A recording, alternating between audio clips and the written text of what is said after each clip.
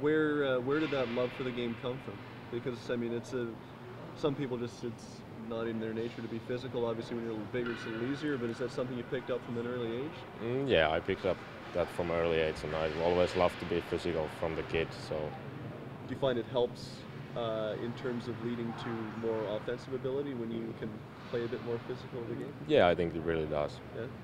I read that you have a mean streak. Is that accurate? Yeah. Yeah. Where does that He's gonna hit you, I think. where does that come from?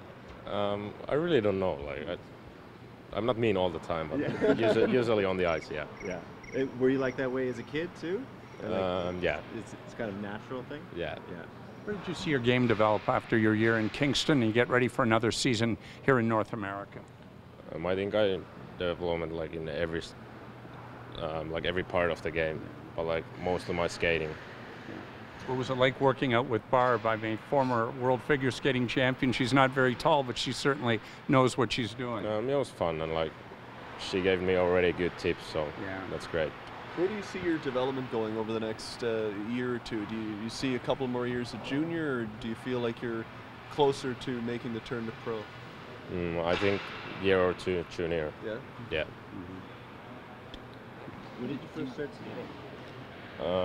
I started hockey when I was 10 or 11, so yeah, pretty late. Yeah. And did you fall in love with it right away? Yeah. Yeah. And were you put on defense, or is there something about the position that drew you to it?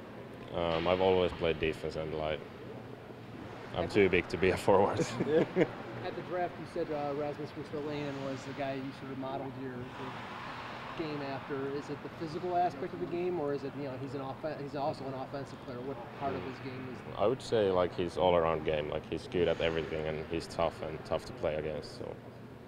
Are you a guy that's still growing by any chance? I hope not. When did you have your growth spurt?